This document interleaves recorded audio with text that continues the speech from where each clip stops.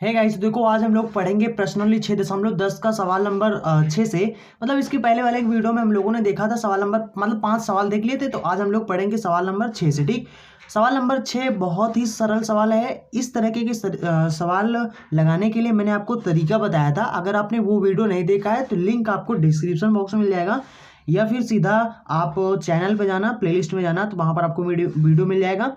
या फिर एक काम और कर सकते हैं, या फिर आप सीधा यूट्यूब पर जाना, वहाँ पर सर्च कर लेना प्रश्नावली 6.10 चित्रा प्रकाशन। ठीक, तो आपको वीडियो मिल जाएगा।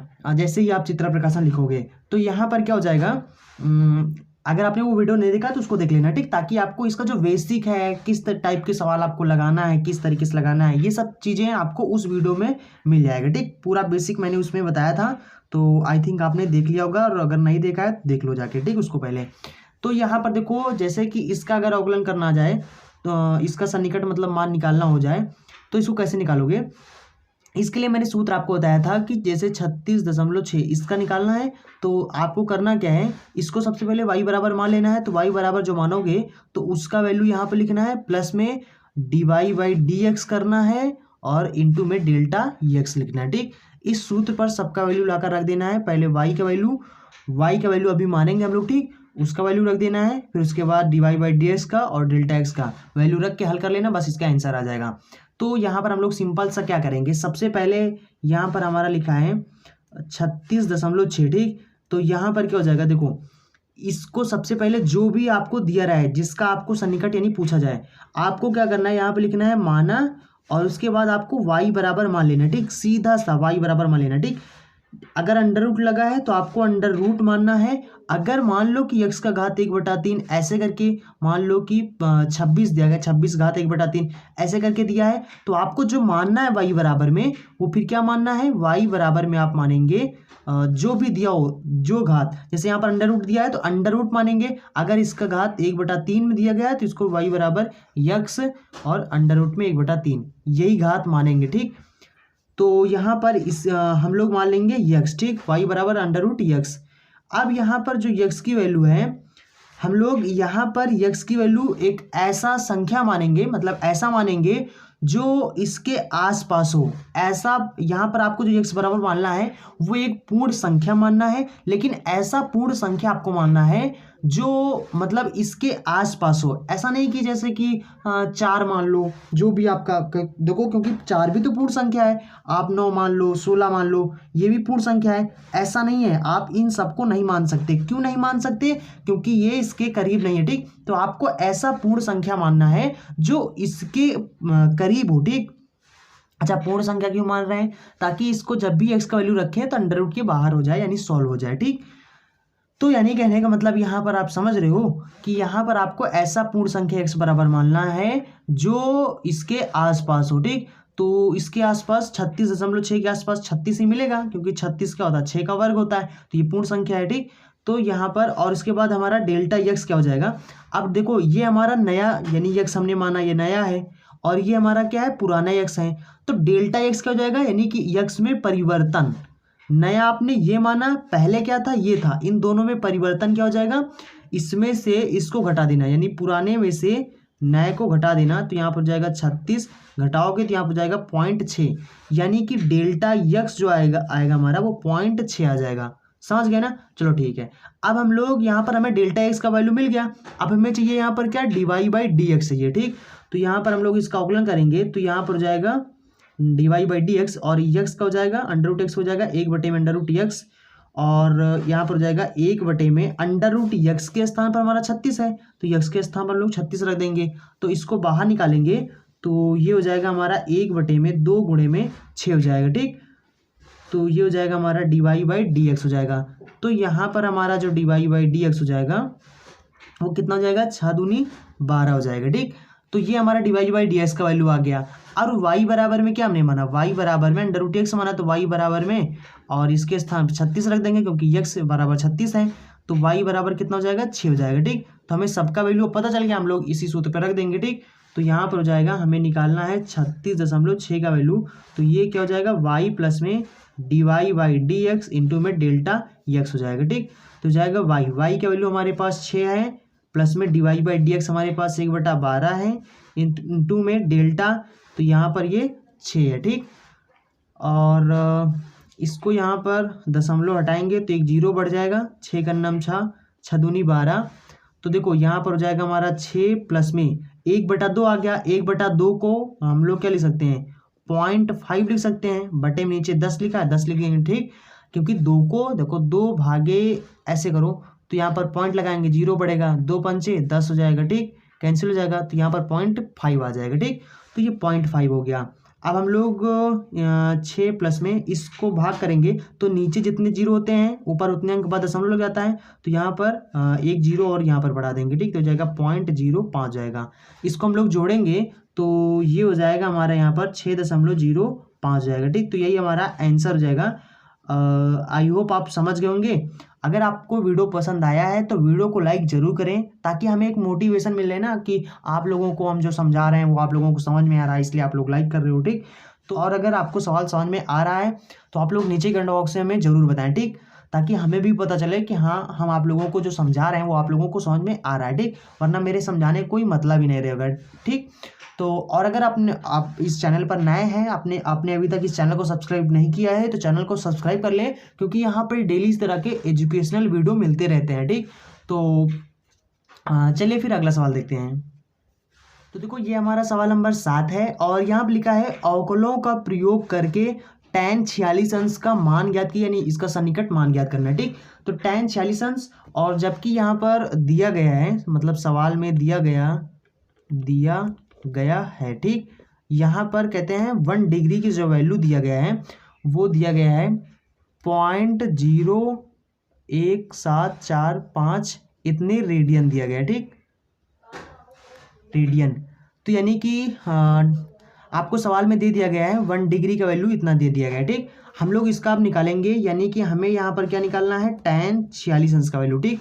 इसका वैल्यू निकालना है। तो इसमें भी वही सिंपल हो जाएगा। हम लोग इसको क्या करेंगे, y बराबर सबसे पहले मान लेंगे, तो माना y बराबर में कितना हो जाएगा हमारा tan, इसके स्थान आपको x मान लेना, ठीक। तो यहाँ पर x हो जाएगा। अब यहाँ पर आपको जो x का वैल्यू इस बार में देखो, उस बार में आपने x का वैल्यू क्या माना था, जो मतलब कि अंडर रूट जो एक पूर्ण संख्या हो, ठीक। अगर अंडर रूट के अंदर हो तो आपको ऐसी संख्या मानना है जो पूर्ण संख्या हो, ठीक, जो कट रहा हो। अब यहाँ पर आप ऐसा नहीं है कि आप यहाँ पर 36 मान लेंगे, या मान लेंगे आप 46 मान लेंगे, या फिर आप मान लेंगे 46 तो है, इसको नहीं मानोगे, या फिर आप यहाँ पर मान लें 44, 40, ऐसा करके नहीं मान सकते, ठीक। क्यों नहीं मानेंगे, क्योंकि देखो यहाँ पर आपको x का वैल्यू ऐसा वैल्यू लेना है जो यहाँ पर, जैसे कि अगर हम लोग यहाँ पर देखो, अगर हमने यहाँ पर 46 मान लिया, सॉरी 46 तो है, मान लो यहाँ पर हमने मान लिया 40 मान लिया, तो tan 40 अंश का कोई वैल्यू आपको पता है, नहीं पता है। तो आपको यहाँ पर इस x के अगर त्रिकोणमिति में दिया गया है तो आपको x के स्थान पर यहाँ पर ऐसा वैल्यू मानना है जिसका वैल्यू आपको पता हो। जैसे कि अगर हम लोग tan 40 मानेंगे, अगर 40 x के स्थान माना तो यहाँ पर 40 रखेंगे जब, तो यहाँ पर फिर y का वैल्यू नहीं निकल पाएगा ना, फिर हमें tan 40 अंश का तो वैल्यू पता नहीं है। अगर हमें 45 पता है तो हम 45 को बिल्कुल, लेकिन इस ऐसा मानना है जो इसके आसपास हो, ठीक। तो देखो इसके आसपास अगर 45 हम रख दें यहाँ पर x के स्थान पर, तो tan 45 अंश में पता है, tan 45 अंश बराबर क्या होता है, 1 होता है, ठीक। समझ गए ना, ऐसा ही मानना है जिसका वैल्यू आपको पता हो, इसके आसपास जो वैल्यू हो, जिसका यानी कि जिसका वैल्यू आपको पता हो, ठीक। क्योंकि इसके आसपास तो 47 भी है, 48 भी है, 49 भी है, उसको क्यों नहीं रखेंगे, 50 भी है, उसको क्यों नहीं रखेंगे, क्योंकि हमें उसका वैल्यू नहीं पता है, ठीक। तो 45 का पता है, 45 रख दिया, ठीक। और डेल्टा x कितना हो जाएगा फिर हमारा, इसमें से 46 में से 45 को घटा देंगे, हमारा डेल्टा x आ जाएगा, ठीक। यानी x में परिवर्तन आ जाएगा, ठीक। तो 46 में से 45 घटाएंगे तो सबको पता है 1 हो जाएगा, ठीक। और ये हो गया। अब हम लोग इसका अवकलन करेंगे तो यहाँ पर हो जाएगा dy/dx बराबर में, और tan का अवकलन हो जाएगा था हमारा sec² x हो जाता है, ठीक। तो यहाँ पर हो जाएगा हमारा dy/dx बराबर में हो जाएगा sec² x का वैल्यू हमारा 45 है, 45 रखेंगे, और sec 45 अंश का वैल्यू होता है हमारा √2, ठीक। तो √2 का स्क्वायर लगा, स्क्वायर हो जाएगा, ठीक। तो ये हो जाएगा हमारा सिंपल सा 2 आ जाएगा, ठीक। अब यहाँ पर हम लोग अगर y की वैल्यू यहाँ से निकाल लें तो y बराबर में tan x है, तो y बराबर कितना हो जाएगा, tan 45 रखेंगे तो y बराबर कितना हो जाएगा, tan 45 का मान 1 होता है, ठीक। तो ये हो जाएगा हमारा, आप लिखेंगे यहाँ पर tan 46 अंश का वैल्यू कितना हो जाएगा, y प्लस में dy/dx इंटू में डेल्टा x, ठीक।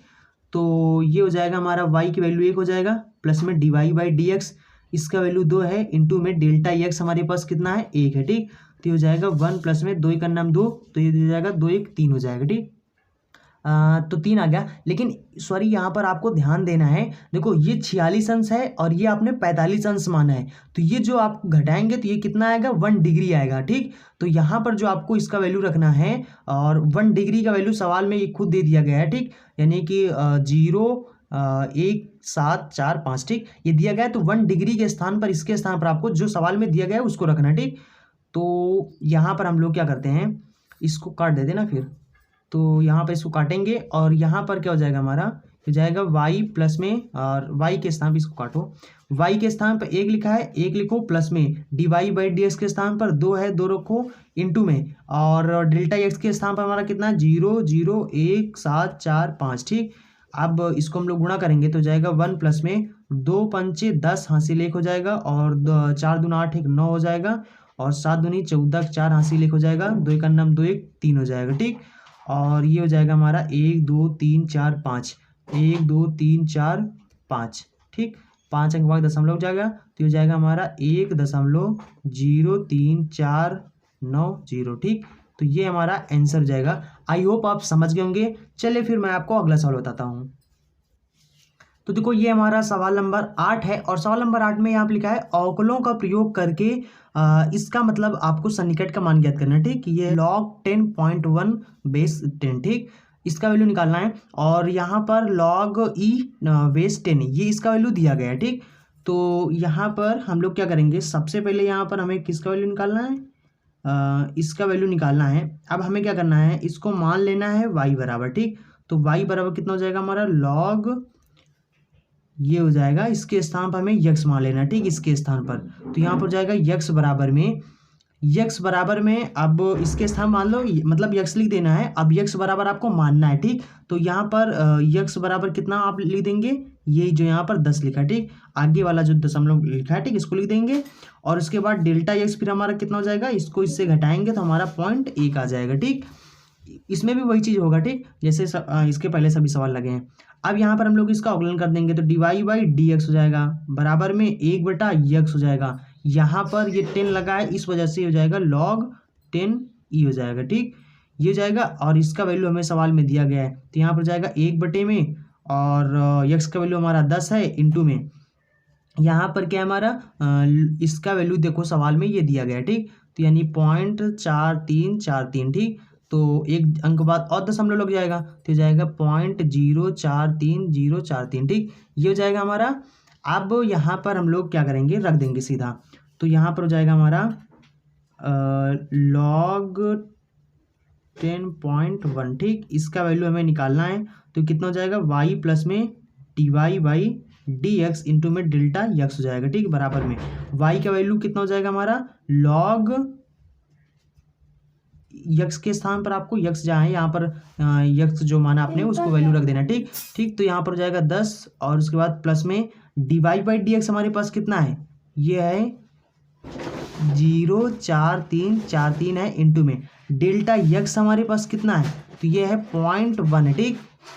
तो फिर इसमें एक अंक बाद दशमलव और लग जाएगा।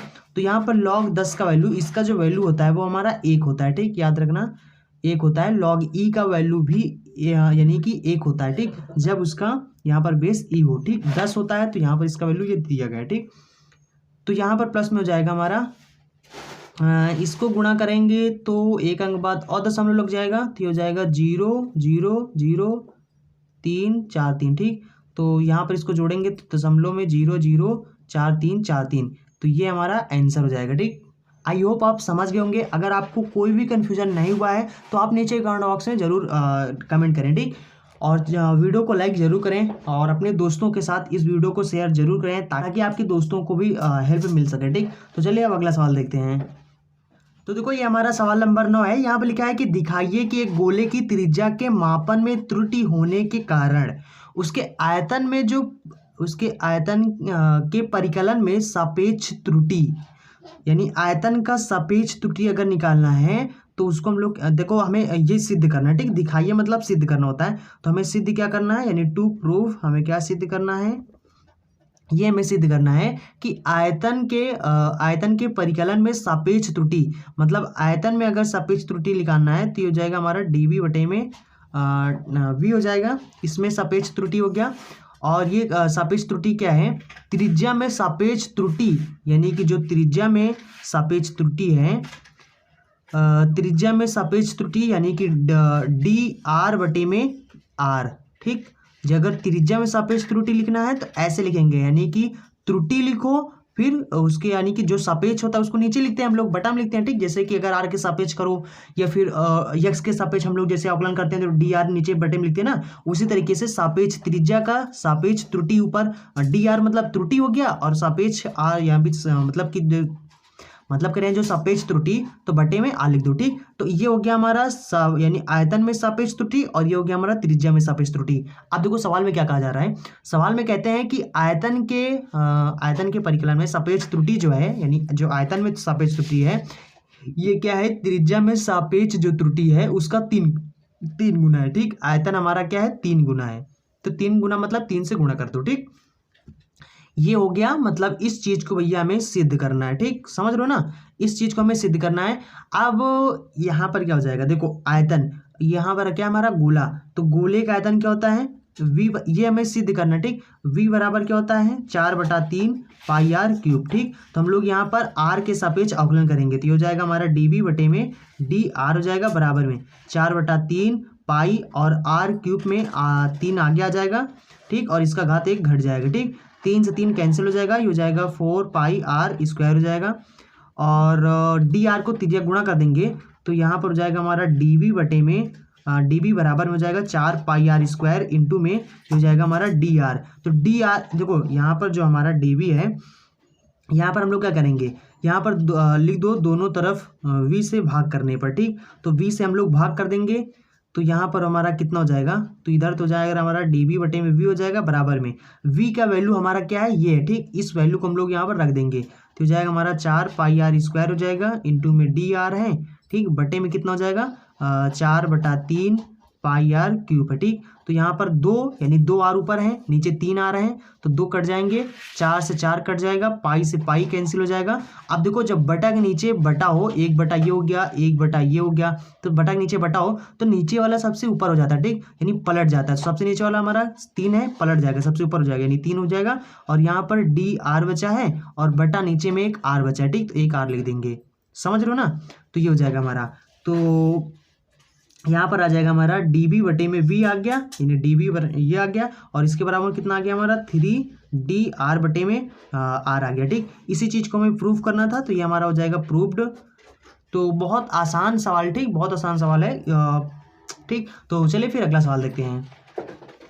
तो देखो ये हमारा अगला सवाल यानी सवाल नंबर 10 है। इसके बाद हमारा ये जो प्रश्नावली है पूरा फिनिश हो जाएगा, क्योंकि इसमें 10 ही सवाल थे, ठीक।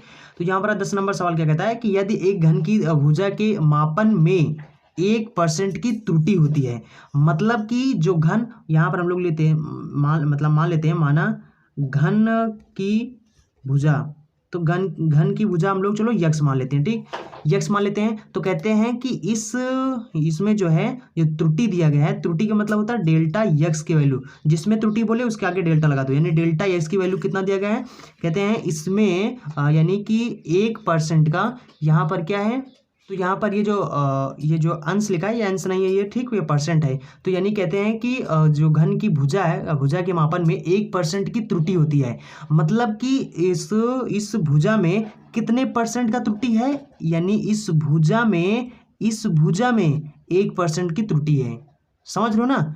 यानी जो त्रुटि है वो कितना है, इसमें 1% है, तो इसका 1% निकालेंगे, यक्स का 1% निकालेंगे, तो यक्स के साथ हम लोग गुणा करेंगे, ठीक। जिसका जितने परसेंट निकालते हैं हम लोग उसको उतने से ही गुणा करते हैं, ठीक। जैसे हम लोग यहाँ पर 20 का अगर 5% निकालें तो 20 गुणे में 5, और परसेंट का मतलब होता है बटा में 100, ठीक। तो 20 पंचे 100, 5 से 5 कैंसिल, 1 आ जाएगा, ठीक। तो 20 का 5% कितना होगा, 1 होगा, ठीक। इसी तरीके से यक्स का हमने आगे 1% निकाला तो यक्स गुणे में करेंगे 1%, ठीक। और ये हमारा इसको अगर हटाएंगे, अभी जब जरूरत पड़ेगा तो हटा देंगे, ठीक। जब ये हटाएगा तो यहाँ पर फिर हमारे यानी परसेंट हटता है तो बटे में 100 लग जाता है, ठीक। ये चीज़ याद रखना। अब ये हो जाएगा।